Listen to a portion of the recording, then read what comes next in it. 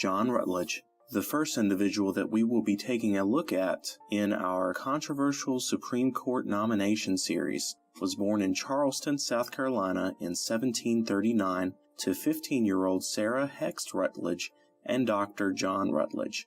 Dr. John Rutledge, who came to South Carolina from the north of Ireland about 1735, practiced medicine in Charleston and married Sarah, a lady of fortune, leaving her a widow with 7 children at the age of 27. When he was 17 years old, Rutledge began to read law under a man named James Parsons. 2 years later, Rutledge sailed to England to further his studies at London's Middle Temple.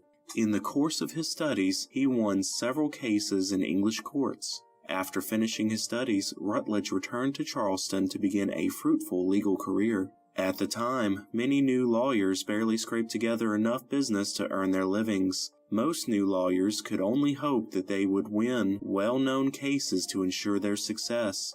Rutledge, however, emerged almost immediately as one of the most prominent lawyers in Charleston, and his services were in high demand. With his successful legal career, he was able to build on his mother's fortune. He was an earnest opponent of the Stamp Act when it was discussed in the Provincial Assembly and was sent to the Congress at New York in October 1765, and with his colleague Christopher Gadsden boldly advocated colonial union and resistance to oppression. He was a member of the South Carolina Convention of 1774, in which he argued in favor of making common cause with Massachusetts, and carried a resolution that South Carolina should take part in the proposed Congress, and that her delegates should go unhampered by instructions. He was one of those that were chosen by the planters to represent them in the First Continental Congress at Philadelphia. Patrick Henry of Virginia pronounced him by far the greatest orator in that assembly. In 1775, he was again chosen a delegate to Congress.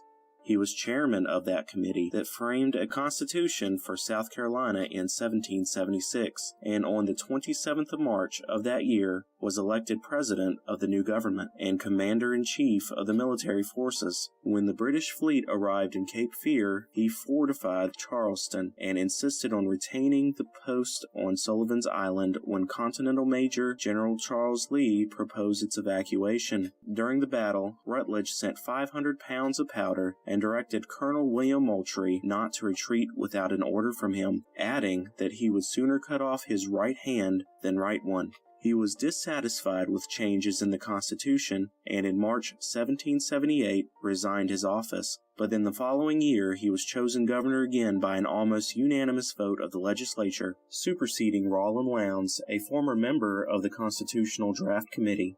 He was clothed with dictatorial powers and prepared to repel the British invasion. When the British General Augustine Prevost advanced upon Charleston in May 1779, the city was defenseless, while Continental Army General Benjamin Lincoln, with his Continental troops, were 150 miles away. General Lincoln hastened to the aid of Charleston by forced marches, and state troops were gathered for the same object. It was proposed by the Governor's Council that the British should retire, on condition that South Carolina should remain neutral during the rest of the war, and that her fate should be determined by the issue of the conflict. This measure, which the historian David Ramsay thinks was a ruse, devised for the purpose of gaining time, was favored by Rutledge, but opposed by Christopher Gadsden, Brigadier General in charge of the state's military forces, the younger Colonel John Lawrence, and Colonel William Moultrie. On General Lincoln's approach, the enemy retreated, and Rutledge, at the head of the militia, took the field against the invaders. When Charleston was captured by Sir Henry Clinton in 1780, Governor Rutledge retired into North Carolina, and until the close of hostilities, accompanied the army of General Nathanael Greene and participated in its operations. When South Carolina was partly redeemed from the conquerors, he resumed the duties of governor, summoning the assembly at Jacksonboro in January 1782. In January 1782, he retired from the governorship in that year and was elected to the Continental Congress. In that body, he opposed a general impost, referring particularly to a duty on imported goods and to clarification by customs of imported goods in order to assess the proper import taxes, except for the purpose of paying the army. He returned to Congress in 1783, and in March 1784, after declining a mission to The Hague, the capital of the French-controlled Republic of Holland at the time, he was appointed Chancellor of South Carolina. He was a member of the convention that framed the federal constitution, in which he was one of a committee of 5 that reported a ratio of representation more favorable to the South than that which was finally adopted, and was chairman of the committee of detail. He advocated the assumption of all the state debts by the federal government, threatened a secession of the South if the slave trade were prohibited, proposed that Congress should elect the president, and, in the discussion of the powers and constitution of the judiciary, exercised an influential voice. The judiciary bill that was approved the 24th of September 1789 provided for the appointment of a Chief Justice and 5 Associate Justices who were to constitute the Supreme Court of the United States. John Rutledge, notwithstanding his acceptance of this appointment as Senior Associate Justice of the Supreme Court, retained his seat on the equity bench of South Carolina, though he does not appear to have taken any part in the proceedings of that court after the December term 1789. The first term of the Supreme Court was held at New York in February 1790. Rutledge was present on the 16th of February 1791. He was elected by the legislature of South Carolina Chief Justice of the Court of Common Pleas and Sessions. He accepted this post and resigned his seat on the federal bench. When the Constitution went into operation, he was nominated a Justice of the U.S. Supreme Court but declined in order to accept the Chief Justiceship of his native state. On July 1, 1795, he was appointed Chief Justice of the U.S. Supreme Court. He presided at the August term, but when the Senate met in December, his mind had become diseased due to Rutledge's bitter attacks on John Jay's treaty with Great Britain, which caused the Senate to reject his nomination.